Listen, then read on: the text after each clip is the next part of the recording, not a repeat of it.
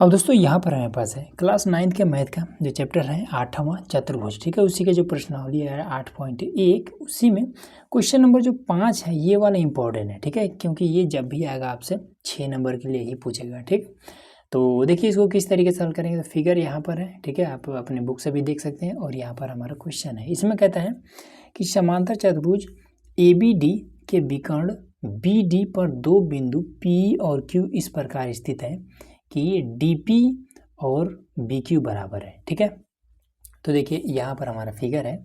ठीक, तो इसमें कहता है कि ये वाला एक समांतर चतुर्भुज है। ठीक है, ये बड़ा वाला एक समांतर चतुर्भुज है और इसके जो विकर्ण BD है, ठीक है, इस पर एक एक बिंदु है जिसका नाम एक Q है और एक P है। ठीक है, यहाँ पर दिया है P और Q है। ठीक है, और कह रहा है कि जो DP है बराबर है BQ के। तो D से और PQ ये वाला जितनी इसकी दूरी है, ठीक है, जितना लंबा ये है उतना ही लंबा Q से B तक है। ठीक है, यहाँ से यहाँ तक ही ये वाला और ये वाला बराबर है। ये इतना समझ में आ रहा है। तो इसमें कह रहा है कि त्रिभुज APD सर्वांगसम है CQB के। ये चीज़ हमें ये दर्शाना है। ठीक है, टोटल 5 है। ठीक, तो चलिए इसको दर्शाते हैं। तो देखिए सिंपल है, ये भी बहुत ज़्यादा कठिन नहीं है। तो इसमें हम लिख लेंगे सबसे पहले हल, उसके बाद से लिखेंगे दिया है। तो लिखेंगे कि दिया है, दिया है। तो दिया है में बहुत छोटा ही चीज़ दिया हुआ है कि ये वाला और इसके बराबर है। ठीक, और ये वाला एक सब क्या है, ये जो चतुर्भुज है एक समांतर चतुर्भुज है। ठीक, तो बस इतना ही लिख लीजिए कि जो P और D है या फिर DP या PD दोनों एक ही चीज़ है, ये बराबर है BQ के।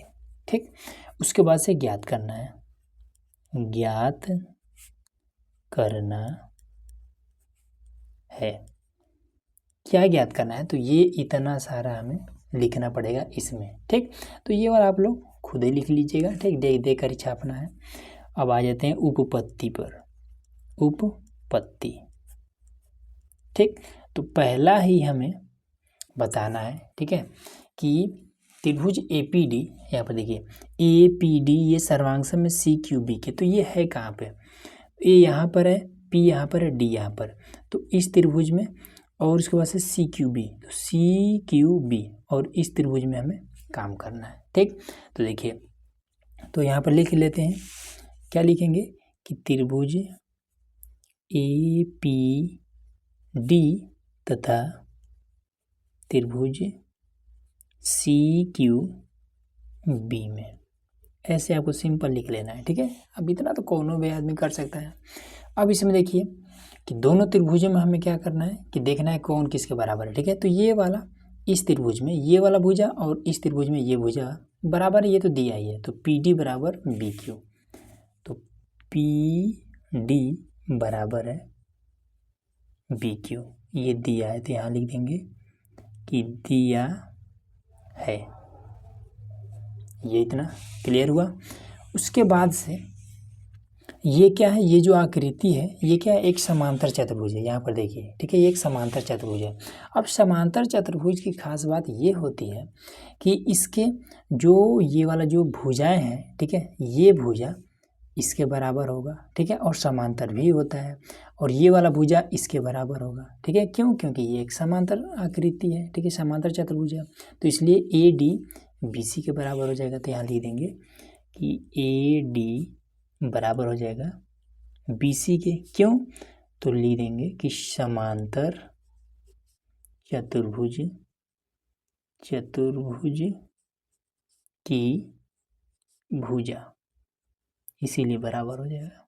ठीक, उसके बाद से अब अगर ये वाला और ये वाला समांतर होता है, ठीक है, समांतर चतुर्भुज में ये और ये बराबर के साथ साथ समांतर भी होता है। ठीक है, मतलब कि एक रेखा दूसरे के एकदम से सामने सामने हो, ठीक, इस तरीके से टेढ़ा ना एकदम से सीधा सीधा हो, तो समांतर होता है। ठीक है, तो ये वाला इसके समांतर है, तो ये वाला तिर्यक हो जाएगा। ठीक, अब जब तिर्यक हो जाएगा इस तरीके से, जब तिर्यक हो जाता है तो ये वाला कोण इस कोण के बराबर हो जाता है। कैसे, एकांतर कोण इसी को तो कहते हैं। तो ये वाला कोण इस कोण के बराबर हो जाएगा। ठीक, तो यहाँ पर लिख देंगे कि AD समांतर BC यहाँ लिख देंगे, तथा AD समांतर BC है, ठीक है। इसलिए जो कोण है इसका ADP, मतलब ये कोण बराबर हो जाएगा किसके, CBQ के, ठीक। इसलिए जो कोण है इसका ADP ये बराबर हो जाएगा कोण CBQ के, ठीक। तो कैसे, तो यहाँ बता देंगे कि एकांतर कोण, एकांतर कोण, बस सिंपल ही आपका आंसर आ गया। तो यहाँ पर लिख देंगे कि तब जो त्रिभुज है APD ये सर्वांगसम हो जाएगा त्रिभुज CQB के, ठीक। कैसे, तो दो भुजा और एक कोण बराबर है, तो यस नियम से, बस ये आपका आ गया पहला, ठीक है। अब आ जाते हैं दूसरा में। यहाँ पर कह रहा है दूसरा कि AP बराबर है CQ के। अब देखिए ये तो बहुत आसान है। AP कहाँ पर है, तो A और P ये वाला, ठीक है, ये वाला CQ इसके बराबर है। तो देखिए आपको एक चीज़ पता होना चाहिए कि जब दो त्रिभुज आपस में सर्वांगसम होते हैं तो इनके संगत जो भुजा होते हैं, ठीक है, ये भी आपस में बराबर होते हैं। जैसे ये वाला भुजा इस भुजा के बराबर है, ये भुजा इस भुजा के बराबर है, उसी तरीके से ये भुजा इस भुजा के बराबर हो जाएगा, ठीक है। एक ही बच पे कर रहा है क्योंकि ये इसके बराबर है, ये वाला इसके बराबर है, बस। तो लिख देंगे कि तथा सेकेंड वाला, ठीक है, सेकेंड वाला में जो AP भुजा है ये बराबर है CQ के। कैसे बराबर है, तो यहाँ पर आप लिखिए कि सर्वांगसम त्रिभुजों की संगत भुजाएं आपस में बराबर होती हैं, या फिर शॉर्टकट में लिखिए CP/CT, खत्म कहानी। दूसरा भी आपका क्लियर हो गया है, ठीक है। अब तीसरा में क्या कह रहा है, तीसरा में कह रहा है कि जो त्रिभुज AQB है ये सर्वांगसम है CPD के, ये चीज़ बताइए, ठीक है। तो ये देख लेते हैं AQB कहाँ पर, तो AQ और B। अब इस त्रिभुज की बात कर रहे हैं, ठीक है, AQB इस त्रिभुज में, और CPD और इस त्रिभुज में काम करना है, ठीक है। देखते हैं इसको भी। तो हमें थर्ड नंबर में आ जाइए। तो सबसे पहले ये वाला क्या है, एक समांतर चतुर्भुज है, तो ये भुजा इस भुजा के बराबर हो जाएगा, तो यहाँ लिख देंगे। सबसे पहले त्रिभुज तो ले लेते हैं AQB, त्रिभुज AQB तथा दूसरा त्रिभुज है CPD में, इस तरीके से, ठीक। तो ये वाला भुजा इस भुजा के बराबर हो जाएगा, AB बराबर हो जाएगा CD के, ठीक। कैसे बराबर होगा, तो समांतर चतुर्भुज की भुजा, ठीक, क्लियर हो रहा है।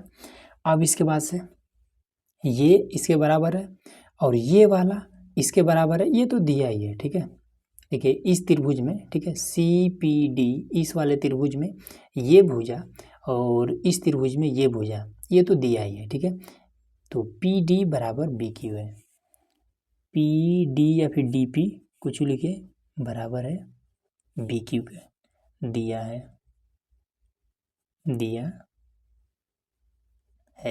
ये चीज़ क्लियर हुआ। और उसके साथ ही साथ इसमें क्या हो जाएगा कि ये वाला जो कोण है, ठीक है, ये वाला कोण इस कोण के बराबर हो जाएगा। कैसे, तो AD और BC समांतर है, ये एक तिर्यक रेखा है, ठीक है। तो इसलिए ये वाला कोण इस कोण के बराबर हो जाएगा।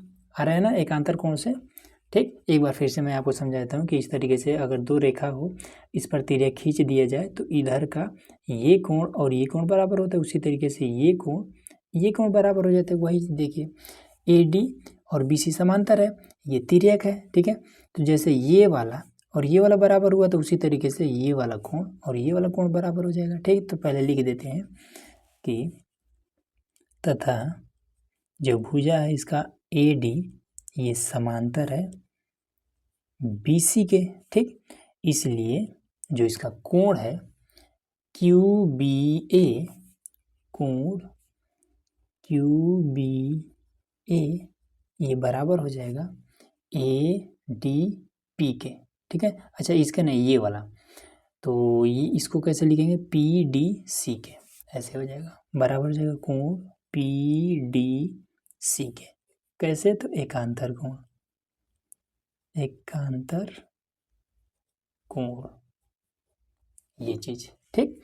अब इसमें हम क्या कर देंगे, तो दो भुजा और एक एक कोण बराबर मिल चुका है, तो लिख देंगे तब त्रिभुज AQB सर्वांग सम हो जाएगा CPD के, सर्वांग सम हो जाएगा त्रिभुज CPD के। कैसे, तो दो भुजा और एक कोण बराबर है, तो यस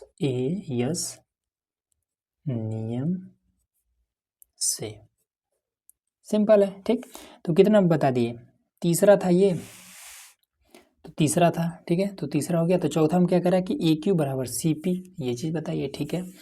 तो इसमें कहाँ पर AQ, ठीक है, ये वाला, ठीक, ये वाला CP किसके बराबर है, इसके बराबर है, ठीक है। ये चीज़ पूछ रहा है कि ये वाला इसके बराबर है। हाँ, तो देखिए अब ये त्रिभुज और ये त्रिभुज अगर सर्वांगसम है, तो अभी हमने आपको बताया था कि इसके संगत जो भुजाएं होती हैं ये बराबर हो जाती है, ठीक है। जैसे ये वाला इसके बराबर है, ये वाला इसके बराबर है, उसी तरीके से ये अकेला बच भी किया, तो AQ बराबर CP, यहाँ पर लिख देंगे। तो चौथा नंबर, ठीक है, यहीं पर एडजस्ट कर दे रहे हैं, ठीक है। चौथा नंबर सर्वांगसम है, लिख देंगे तथा, ठीक है, तथा फिगर को देखिए, फिर आपको AQ CP के बराबर हो जाएगा, AQ बराबर हो जाएगा CP, कैसे बराबर हुआ, तो लिख देंगे CP CT, बस ये आपका आ गया, ठीक है। ये चीज़ क्लियर हो गया। अब लास्ट में बचता है लास्ट वाला कि AP और CQ, APCQ एक समांतर चतुर्भुज है। तो इसमें देखिए कहाँ पर है APCQ, ये वाला जो अंदर वाला है, ठीक है, ये एक समांतर चतुर्भुज है। तो देखिए अभी हमने ज्ञात किया है कि ये वाला जो भुजा है इस भुजा के बराबर है, ठीक है, और अभी हमने ज्ञात कर दिया कि ये भुजा इस भुजा के बराबर है, ठीक है। तो और समांतर चतुर्भुज में होता क्या है कि आमने सामने की भुजाएं आपस में बराबर होती हैं, बस हो गया, ठीक है। तो यहाँ पर लिख देंगे 5वां नंबर में कि AP, यहाँ पर कि AP बराबर CQ है, AP बराबर CQ तथा AQ बराबर में CP, AQ बराबर में CP है, ठीक है। तो लिख देंगे अतः